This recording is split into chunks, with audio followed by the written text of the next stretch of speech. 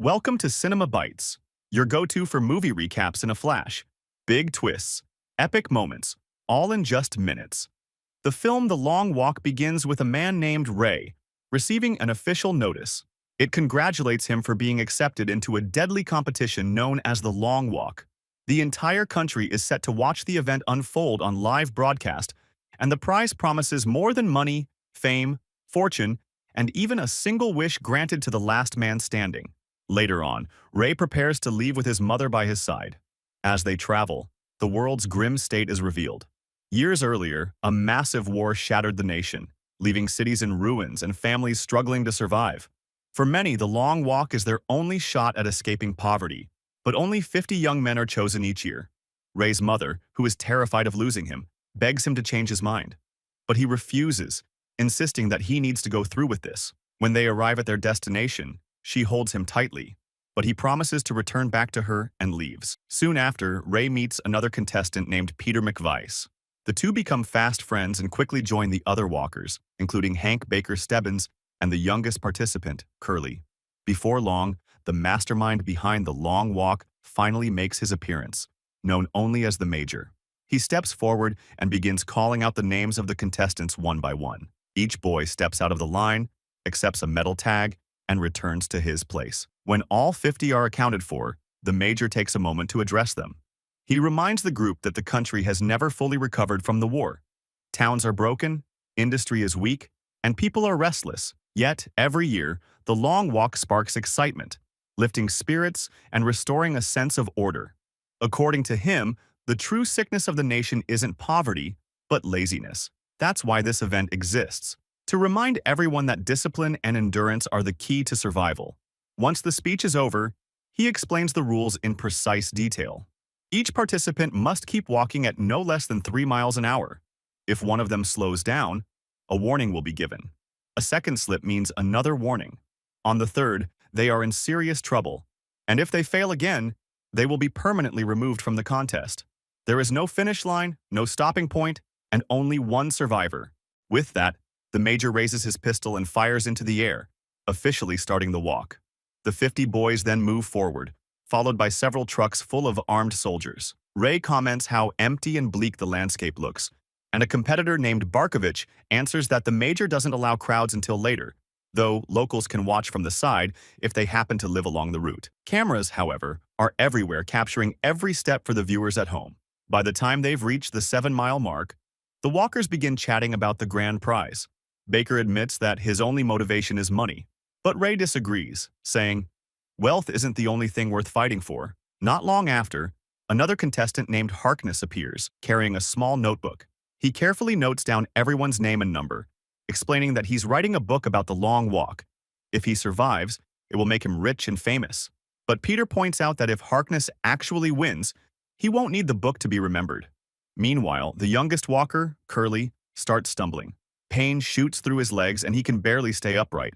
Ray catches his arm to keep him moving, while Peter offers words of encouragement, but Curly is in so much pain that he soon collapses on the road. When he still doesn't get up after the 3 warnings, a soldier approaches and brutally ends him with a gunshot. The sight leaves Ray so horrified that he accidentally slows down, prompting a soldier to issue him a warning as well. But before any damage is done, Peter quickly pulls him forward.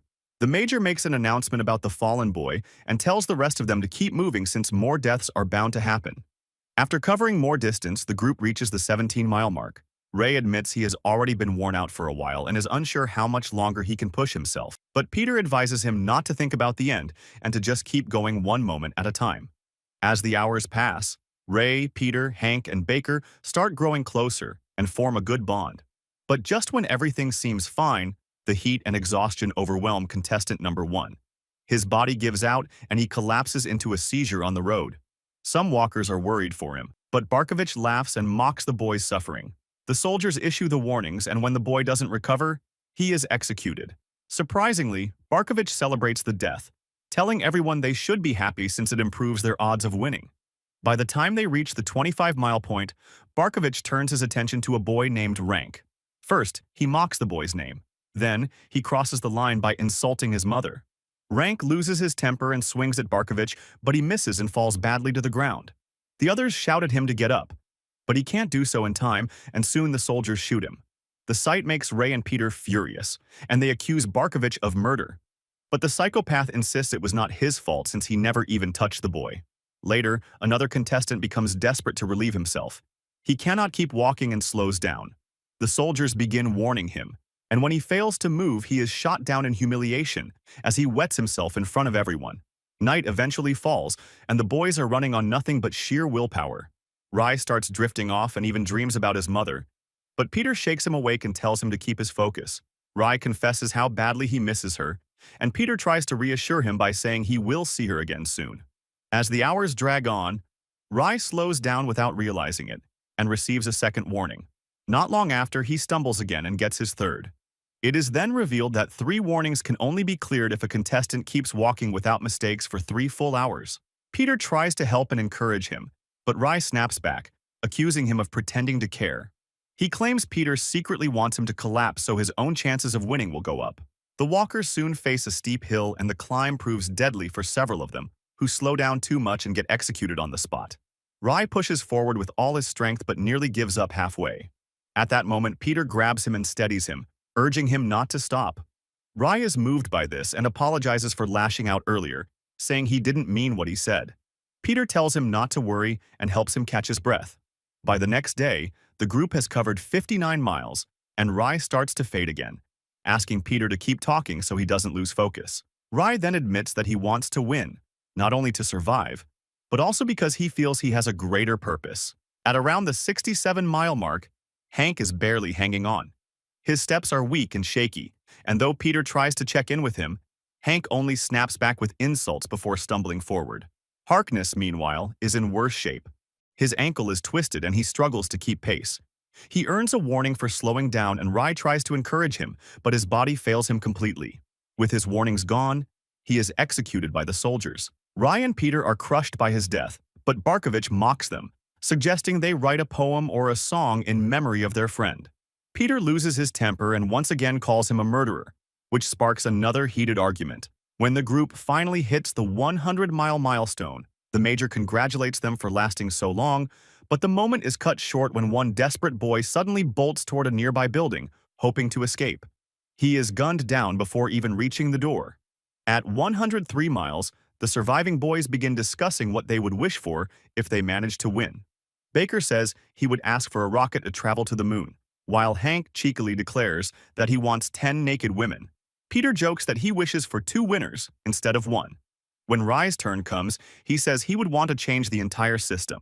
The others quickly point out that it's impossible since wishes cannot directly alter the state. Fueled by frustration, the group starts shouting and cursing the major and the whole long walk. That night, it rains heavily, making everyone really wet.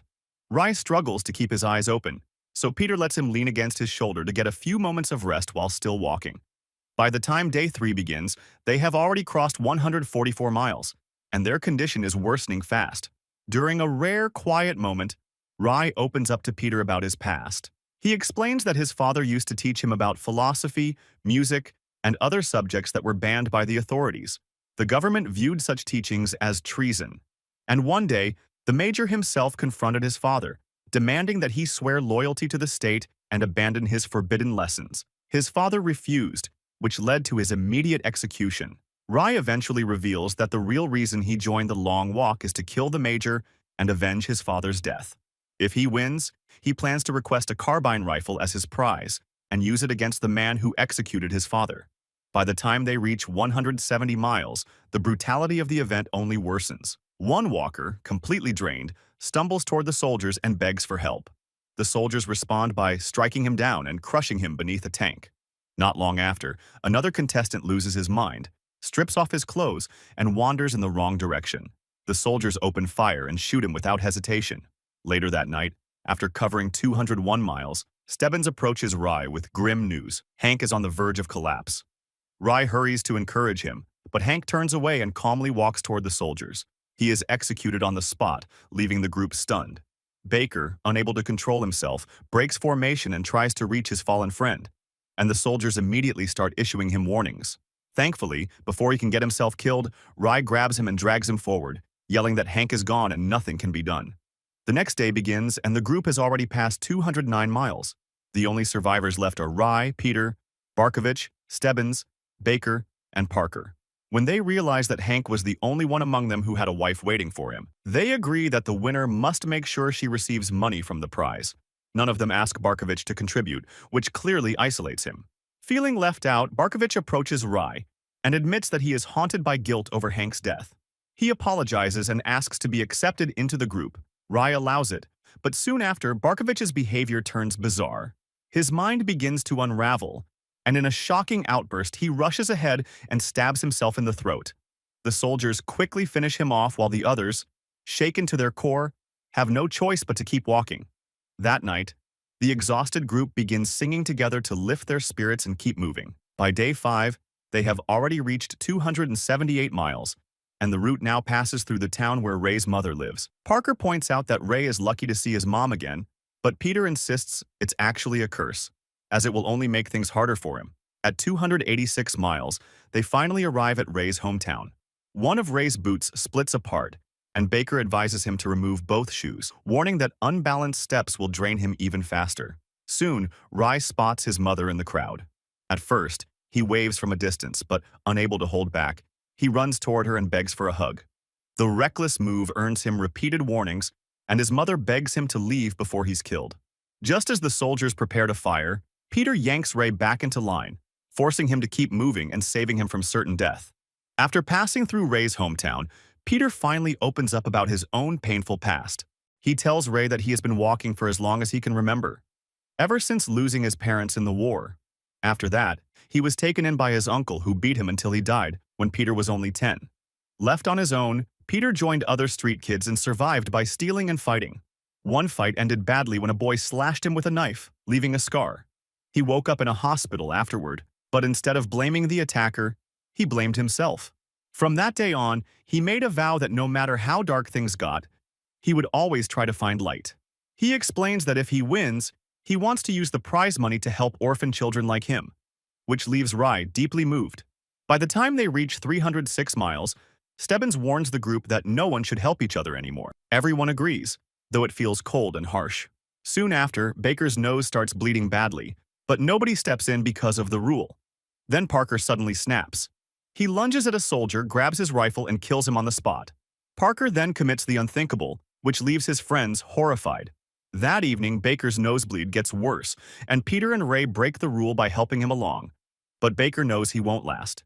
He hands them a locket and begs them to give it to his grandmother if they make it through. He also makes them promise not to turn around when he's executed.